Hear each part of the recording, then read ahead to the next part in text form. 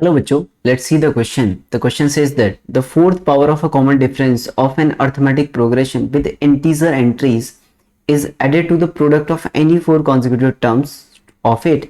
Then prove that the resulting sum of the square of an integer. Then prove that the resulting sum is the square of an integer. Okay, ये बताना है अपने को. तो यहाँ पे मैंने माना कि let the four consecutive terms are, ठीक है ना. तो सबसे पहले इसमें फोर टर्म्स मान लेते हैं एपी के अंदर. तो let the four consecutive terms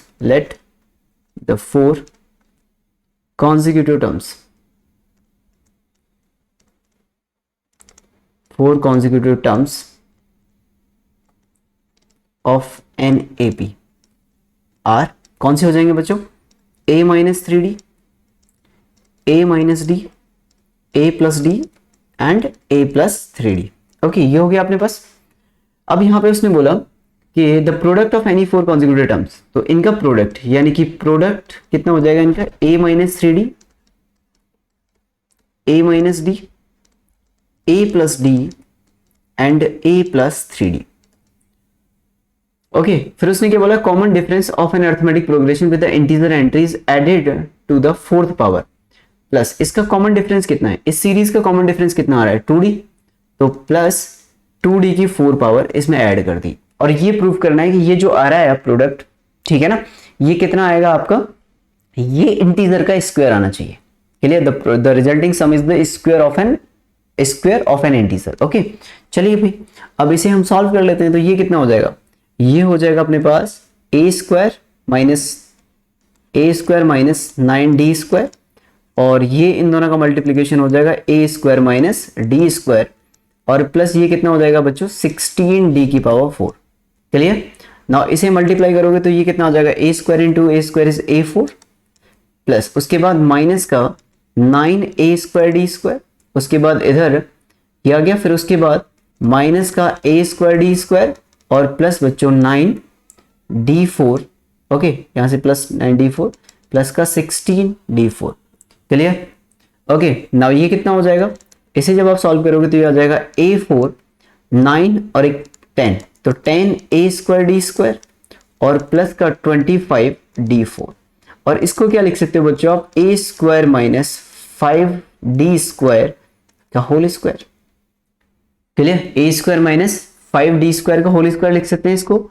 अब इससे आगे ये हो गया. नाउ इसको क्या लिख सकते हो आप बच्चों? इसको आप लिख सकते हो, ठीक है ना, ये आ गया आपके पास a square minus 5d square का होल स्क्वायर.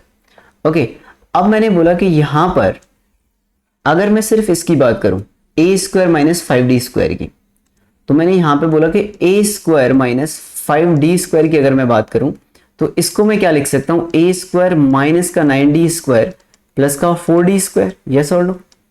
ये लिख सकता हूं. a square minus 9d square को मैं क्या लिख सकता हूं? a minus 3d and a plus 3d, और इसको मैं क्या लिख सकता हूं? मैं 2d का whole square. Now this is integer a minus 3d and a plus 3d, i into I. तो ये क्या हो जाएगा? ये हो जाएगा i into I, integer into integer, plus ये क्या हो जाएगा आपका? i का स्क्वायर, इंटीजर का square. 2d is the common difference, ठीक है, इंटीजर एंट्रीज है विद इंटीजर एंट्रीज. ओके, तो अगर ये इंटीजर है ये भी इंटीजर है तो इंटीजर इंटू इंटीजर, प्लस ये 2d square, 2d is integer. Okay, common difference है तो इंटीजर का स्क्वायर. तो फाइनली ये क्या हो गया? I square plus I square, यानी कि sum of the entries will be 2i square. ठीक है ना, ये तो आई स्क्वायर. उसने क्या बोला है? Prove that the resulting some is the square of N integer. तो स्क्वायर ऑफ एन इंटीजर आ गया है, तो समझ रहे हो, ये आ गया आपका इंटीजर और इसका भी स्क्वायर आ रहा है. ओके, ये तो भाई ये क्या है? ये तो एक इंटीजर आ गया ना. Let's say I dash is a new integer, और ये क्या हो गया आपका? a square minus 5d square I dash, तो ये आई डैश का होल स्क्वायर.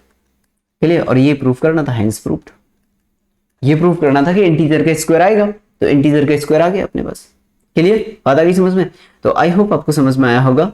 Good luck.